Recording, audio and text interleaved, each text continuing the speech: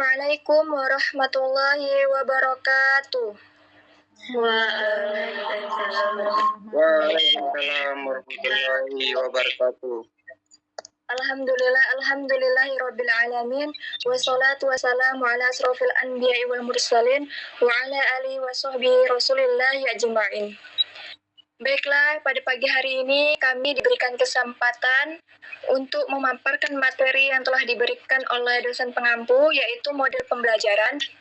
Sebelum kita memulainya, marilah kita membacakan dengan basmalah. Bismillahirrahmanirrahim. Bismillahirrahmanirrahim. Baik, di sini saya akan memperkenalkan terlebih dahulu kelompok saya, yaitu yang pertama Winda Nur Fadila dengan NIM 2200031080. Yang kedua ada Askia Husnul Habidat dengan NIM 2200031081. Yang ketiga ada Nasya Ridho Ma'rufiani dengan NIM 2200031086. Yang keempat ada Eva Duyani dengan NIM 2200031094. Yang keenam ada Zaini Sifaros.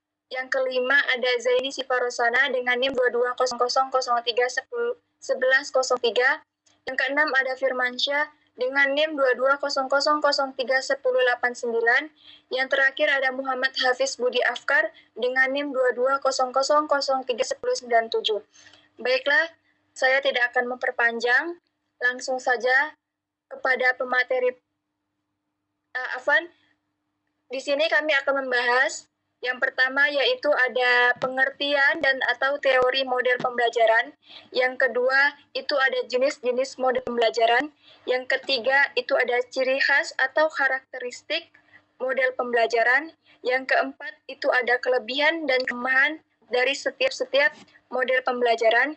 Yang terakhir itu ada bagaimana caranya mengimplementasikan model pembelajaran tersebut. Baiklah, selanjutnya akan dipaparkan oleh para materi kita. Yang pertama yaitu ada Askia Husnul Habidat.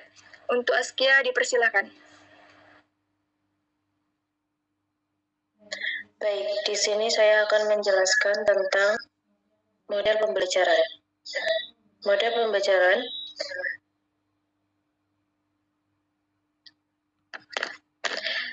pembelajaran adalah suatu perencanaan atau suatu pola yang digunakan sebagai pedoman dalam merencanakan pembelajaran di kelas ataupun pembelajaran dalam tutorial. Model pembelajaran mengacu pada pendekatan pembelajaran yang akan digunakan, termasuk di dalamnya tujuan pengajaran. Tahap-tahap dalam kegiatan pembelajaran lingkungan pembelajaran dan mengolah kelas 1. Model pembelajaran berfungsi sebagai pedoman bagi perancang dan para guru dalam melaksanakan pembelajaran. Untuk pemilihan model ini sangat dipengaruhi dari sifat dan materi yang akan diajarkan, juga dipengaruhi oleh tujuan yang akan dicapai dalam pembelajaran tersebut, serta tingkat kemampuan peserta didik. Kemudian ada teori model pembelajaran. Strategi menurut KEM 1995 adalah suatu kegiatan pembelajaran yang harus dikerjakan guru dan siswa agar tujuan pembelajaran dapat dicapai secara efektif dan efisien. Senada dengan pendapatnya KEM, Dick and Carey 1985 juga menyebutkan bahwa strategi pembelajaran adalah suatu perangkat materi dan prosedur pembelajaran yang digunakan secara bersama-sama untuk menimbulkan hasil belajar pada pengetahuan siswa atau peserta didik. Baik, selanjutnya kepada para pemateri kedua, yaitu Nasya Ridho Ma'rufiani, dipersilakan.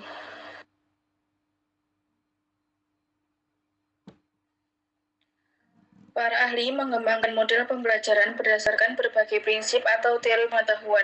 Mengembangkan model pembelajaran berbasis prinsip yang pertama, prinsip dan teori pembelajaran, teori psikologi, sosiologi, analisis, sistem atau teori, dan teori pendukung lainnya.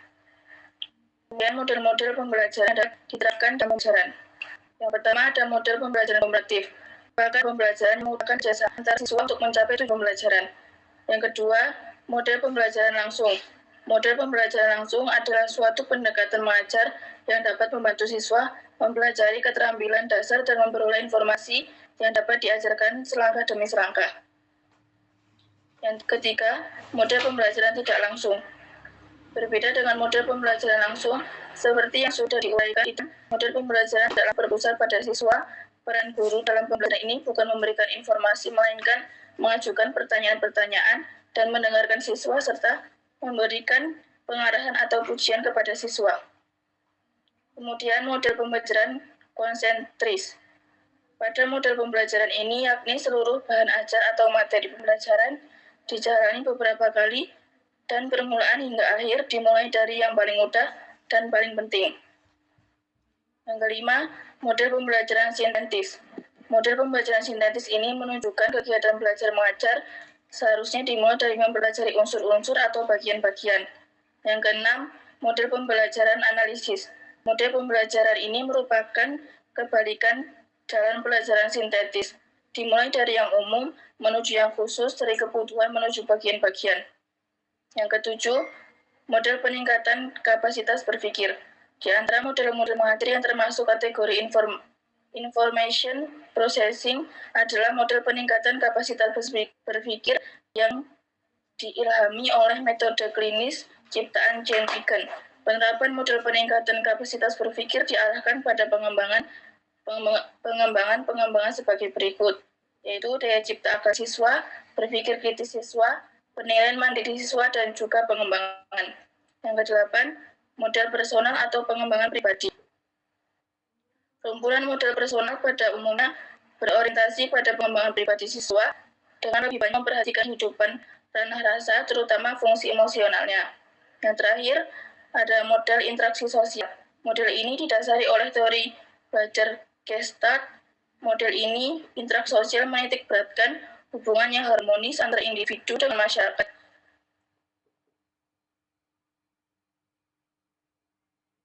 Baik, selanjutnya akan disampaikan oleh pemateri. Selanjutnya yaitu Firmansyah. Kepada Firmansyah dipersilakan. Baik, saya akan menjelaskan materi selanjutnya yang yaitu ciri khas atau karakteristik model pembelajaran. Yang pertama, ciri-ciri pembelajaran langsung. A. Adanya tujuan pembelajaran dan prosedur penilaian hasil belajar. B. Adanya sintaks atau pola keseluruhan dan alur kegiatan pembelajaran. C. Adanya sistem pengelolaan dan lingkungan belajar yang mendukung berlangsungnya dan berhasilnya proses pembelajaran. Yang kedua, ciri-ciri model pembelajaran komparatif. Yang A, bertujuan menuntaskan materi yang dipelajari dengan cara siswa belajar dalam kelompok secara kooperatif. B, kelompok yang dibentuk terdiri dari siswa-siswa yang memiliki kemampuan tinggi, sedang, dan rendah. C, dalam kelas terdapat siswa yang berbeda baik ras, suku, budaya, jenis, kelamin. Untuk itu, dalam tiap kelompok pun diupayakan terdiri dari ras, suku. Terus yang selanjutnya ialah D, penghargaan atas keberhasilan belajar lebih diutamakan pada kerja kelompok daripada perorangan.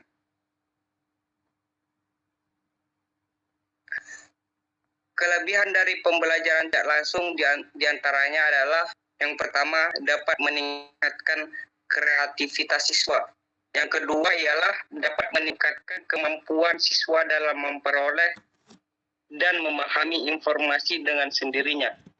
Terus yang ketiga ialah dapat meningkatkan motivasi belajar siswa karena mereka harus mendapatkan informasi sendiri. Gurunya hanya membimbingnya.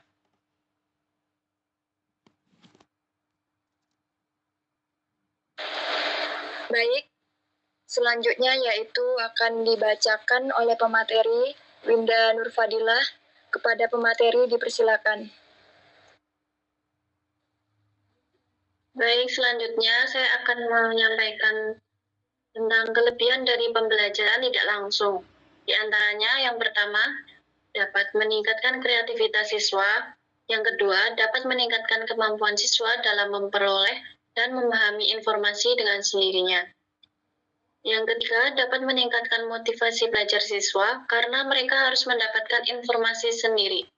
Guru hanya dapat membimbing. Kemudian selanjutnya, kelemahan model pembelajaran tidak langsung.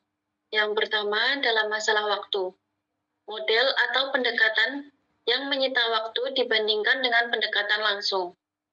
Yang kedua, dari segi hasil yang dijumpai tidak terduga dan kurang aman. Akibat dari guru yang lepas kontrol terhadap siswa.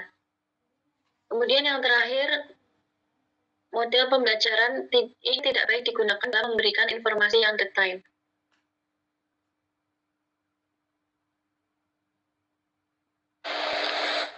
Selanjutnya kepada pemateri Hafiz Budi dipersilakan. Kelebihan model pembelajaran langsung. Yang pertama, dengan model pembelajaran langsung, guru mengendalikan isi materi dan dan informasi yang diterima oleh siswa.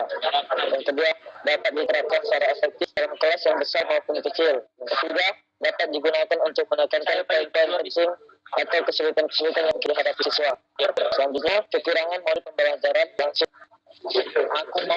Pertama, pembelajaran langsung sampai pada kemampuan siswa untuk mengasihkan proses melalui kegiatan mendengarkan, mengamati, dan catat. Dalam model pembelajaran langsung, sulit untuk mengatasi berbagai hal kemampuan, pengetahuan awal, tingkat pembelajaran dan pemahaman gaya belajar atau ketertarikan siswa.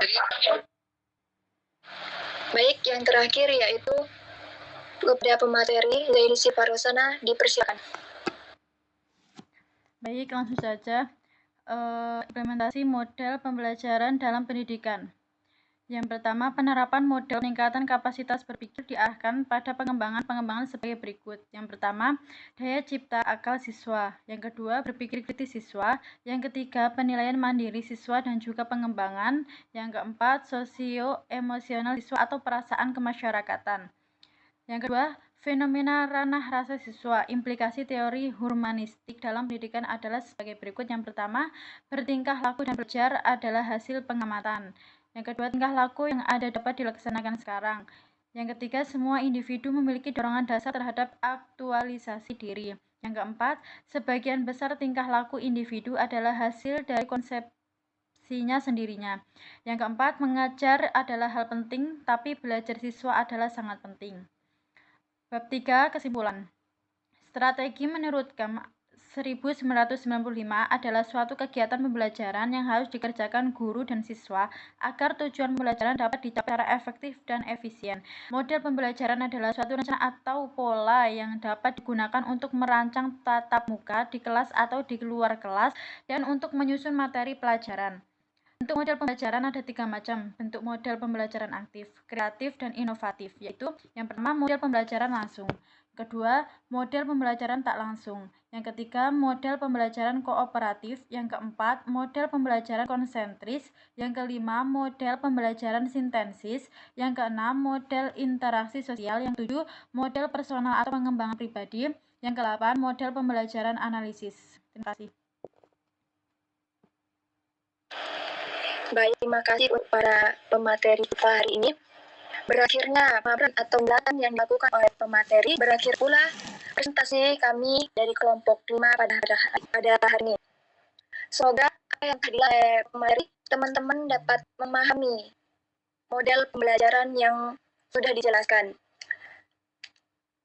Dan untuk teman-teman yang ingin mempertanyakan atau ada yang bertanya, silakan di kolom komentar YouTube kita. Sebelum kita akhiri presentasi hari ini, marilah kita akhiri dengan membaca hamdalah bersama-sama. Alhamdulillah.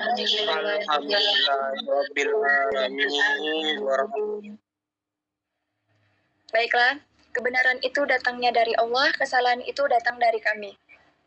Akhirul kalam, wassalamualaikum warahmatullahi wabarakatuh. Waalaikumsalam. warahmatullahi wabarakatuh. Coba kok ditengok hasilnya.